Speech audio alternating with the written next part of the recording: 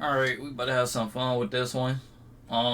Clearly, if you can see that little title right next to my picture over here, not my picture, but my webcam, 13 superheroes, characters, who lifted up Thor's hammer. So, we just reliving the glory days of when Marvel was like really hitting shit. And just gonna see like everybody who was picking up Thor's hammer or lifting it or like tried to, tilted it, anything of that nature. So we about to get right into it. You already know what to do. Like, subscribe if you're new to the channel, turn on your post notification bell, and leave any comments on videos that you feel me, that you want to see me put up, reacting wise, or anything that you just think that, it'd be like some little cool shit for me to do based off of what is on my channel. Hello, everyone. It's no secret that the powerful Thor from the Marvel comics is based on Scandinavian mythology. In the Nordic myths, Thor also has his famous Mjolnir hammer, a unique weapon that always hits its target and returns to its owner. Damn.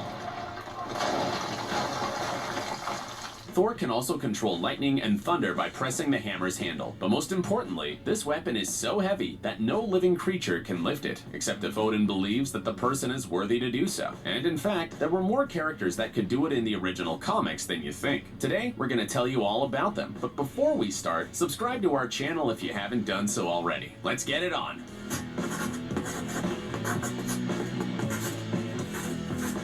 Captain America. If you saw the last event, I feel like, hold on, I'm gonna move my camera a little bit to the left, just based upon how they got that set up. Wait a minute. I'm gonna move over here and I hope that it stays out the way. Alright. We should be straight. Avengers movie, you'll probably remember the spectacular final battle, in which the giant Thanos and his army are finally defeated by the team of superheroes. But before that happens, we can see a lot of other exciting things. And this is one of them. The supervillain knocks Thor out of action, and it seems that he is on the verge of death. But suddenly, the brave Captain America appears and saves his buddy. And he does it, of course, with the help of Mjolnir, proving that he is worthy of holding it. Oh yeah, there's getting that chunk in. By the way, this also happens in the comic books. In Age of Ultron, one of the first films of the Avengers, Steve Rogers had already tried to pick up the divine weapon. It happens in an amusing scene in which the team is having a good time at a party to celebrate the destruction of Hydra. Hawkeye mockingly states that the whole story of Thor's hammer is a fairy tale to scare his enemies. Then Thor offers Hawkeye to pick up the weapon. He willingly accepts, but fails. As does everyone's favorite Tony Stark with his powerful superhero hand. And only Captain America manages to move the hammer at least a little. Come on, Cap. Vision. Here we have one of the most powerful Avengers. This android was created with the help of Thor and Tony Stark using the Mind Stone. And judging by this scene from Age of Ultron, Vision is also worthy of effortlessly lifting Thor's hammer. Damn. The Avengers were speechless when they saw him do it, although some of the fans of the saga claim that this doesn't mean anything yet, because Vision didn't use the magical powers of the weapon in this scene. Jane Foster. According to the Marvel Comics, this girl is the assistant of Dr. Donald Blake, Thor's first mortal host, and she is in love with this superhero. But not everyone knows that later in the comics, Jane becomes Thor after Odin sends his son to New York to live as an ordinary doctor. But there is a problem. At the same time, she is fighting cancer and undergoing chemotherapy. The magical power of the hammer neutralizes the effects of the treatment, and Jane... Now, if y'all watched the last story, you already hip, so...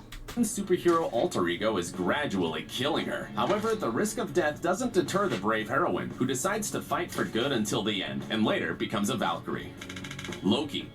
People who have never read the comics about the Avengers and have not seen a single movie about these superheroes have a hard time understanding about which characters we're talking about. Moreover, Marvel's authors have made this task even more complicated. Let's take a look at Loki, Thor's half-brother. In the canonical version of the story, he's a supervillain who fights against the Avengers. I am Loki, However, in a comic book series called Axis, everything changes. Loki's a good guy, while his brother becomes the embodiment of evil. All of this is a consequence of the mischief of Red Skull, who for some time inverted the characters' personalities. So when the roles are reversed, Loki is deemed worthy of using the hammer, just like any other worthy superhero. But in the original story, he was never able to hold the divine weapon, even though he tried repeatedly to do so. Beta Ray Bill. Only the most loyal Marvel fans know this hero, as he only appears in comics and cartoon series. As for the feature films, the creators have made some references to this character, but not everyone knows about it. In the original comic, Beta Ray Bill lives on a planet that is destroyed by fire demons. After miraculously surviving, he and other survivors boarded a spaceship and set out to traverse the immensity of the universe.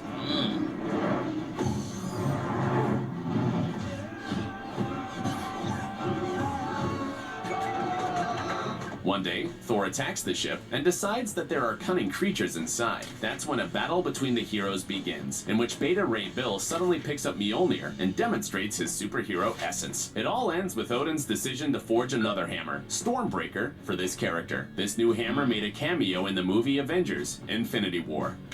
Deadpool. Oh, hello. Deadpool, the most cynical and nasty character in Marvel Comics, can hardly be considered a noble superhero. However, he's also in the list of those who lifted Thor's hammer. You can read this story in the Marvel Comics. What does this mean? That the legend of the heroes worthy of lifting the hammer? See, now, I'm a movie watcher. I can't ever say I was truly into the comics. So, all of this shit is brand new to me. Hearing about, like, the last two. Shit.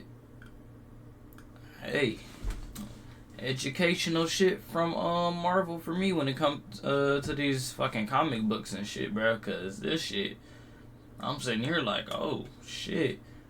Hammer is a lie? Oh no. Relax. There's an explanation for everything. In this case, the prankster Loki gave Deadpool a fake Mjolnir. This, however, didn't stop the character from flying like Thor and even using the hammer to play baseball. Well, what did you expect from Wade Wilson? Magneto. The next supervillain belongs to another Marvel saga, the X-Men. Magneto was the nemesis of this group of mutant superheroes.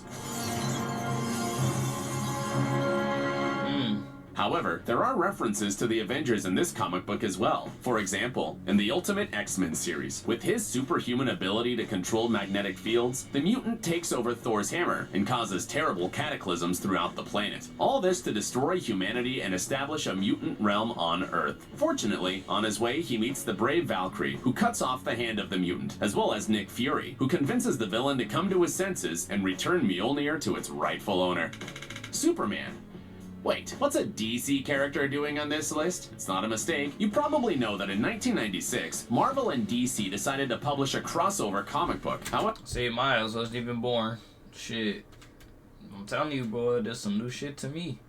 However, this is not the only story in which the characters of the two universes meet face to face. In 2003, the same thing happened in a story known as JLA Avengers. In this version, the two superhero teams fight together against the insidious god Krona, who is destroying multiple universes one after another. In one of the decisive battles, Thor voluntarily gives his hammer to Superman. The fact is that, according to everyone, only he had enough power to destroy the enemy. Besides Mjolnir, the character also received the shield of Captain America, but also for a short time. By the way, fans of the series believe that the whole story says nothing about Superman's greatness. There is a theory that Odin deliberately made the hero worthy just for a while. Red Hulk. Again, only the most loyal fans of the Marvel Universe know that there is a red version of the Hulk. They were originally sworn enemies with the original Hulk.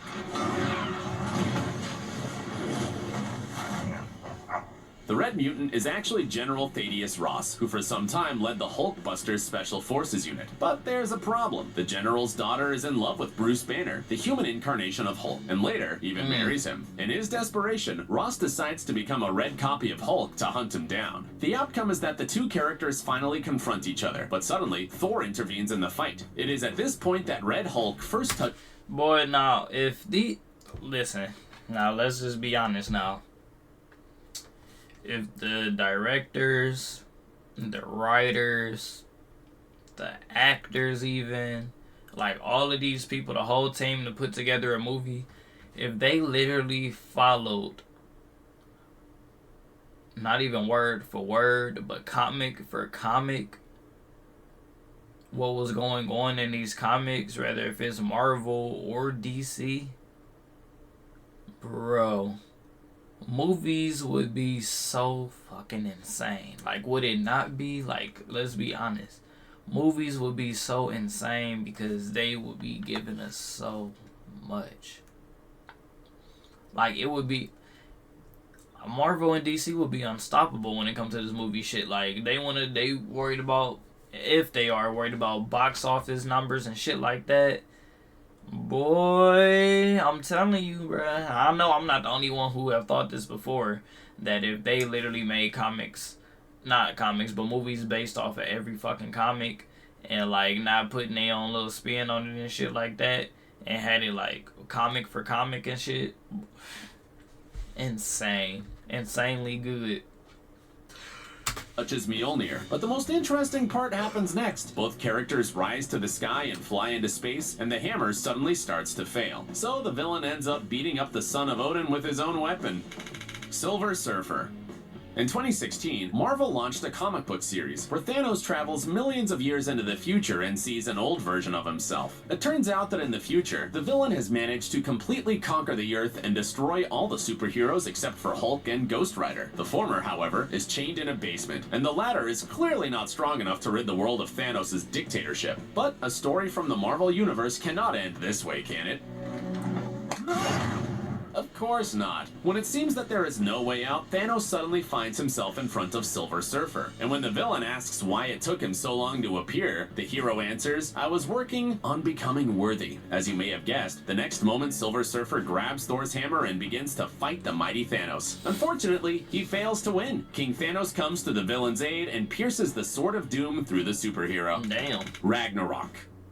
At the time when there was a civil war among the Avengers, everyone thought that the god Thor had disappeared. Obviously, without him, the superhero team was less powerful, so it was necessary to use a trick. The fact is that the ingenious Tony Stark thought of this scenario much earlier. During the first meeting of the Avengers, he took a lock of hair from Thor's head and kept it. With its help, he was able to create a copy of his powerful buddy, which, however, was much more insidious than the original. Ragnarok has all the powers and knowledge of the god of thunder prior to Thor's acquisition of the Odin Force. Godly stamina, warrior madness, and incredible strength. He also had his own hammer, which allowed him to control lightning and thunder. Although, unlike Mjolnir, other people could lift it. But Thor's hammer was also held by his genetic clone during his visit to Earth 13584. Squirrel Girl. It may seem silly, but this secondary character from the Marvel Universe was also worthy of lifting Thor's hammer. Mjolnir helped Squirrel Girl during a fight with her own evil copy called Aline. After the enemy was defeated, the weapon was returned to Jane Foster, Thor's heir. Throg. But that's not all. Even a frog lifted Thor's hammer in the comics. Although the story of this character is much more tragic than it seems. At first, it was an ordinary guy named Simon who tragically lost his wife. In desperation, the widower decided to turn to a witch to talk to his deceased lover. But the guy had no money to pay for the seance, so the woman turned him into a frog as punishment. Later, the animal met Thor, who was also an amphibian because of Loki's mischief. And then, he picked up a small piece of the hammer that one of the goats on Thor's chariot had accidentally pulled off with its hoof. That's how the funny Throg came to be, and, technically speaking, he's also a little worthy of lifting the hammer. Hold on a second. Do you want to see some crazy stories from real life? Nothing dull, only action. Only adventures. Alright. Look like that is it for that. And I have been educated on some Marvel shit that I did not know about. Hell, I mean, what can I say, y'all? What can we say? There was a lot of, characters that picked up Thor's hammer. Some that it was like point blank, we just knew who it was, and some where, depending on if you're a comic book reader and, things of that nature, we did not know. So yeah, I think that was pretty cool, pretty educational for Marvel fans who definitely wanted to know, and who knows if this is all, but I mean, it could be, could not be, I don't know. But to, get the history of who picked up Thor's hammer, I feel like it was like a little cool educational / just cool little video in general just to watch, and see who picked up Thor's hammer. So I hope you guys liked it.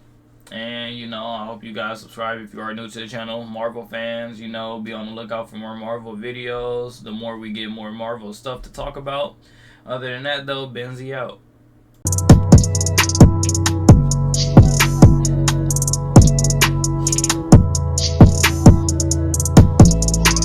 We was on the block, trying to cop, older niggas, trying to stop. How we living, they was giving nothing but blurry visions. You know niggas, we don't listen. We was hoeing, stopping visions.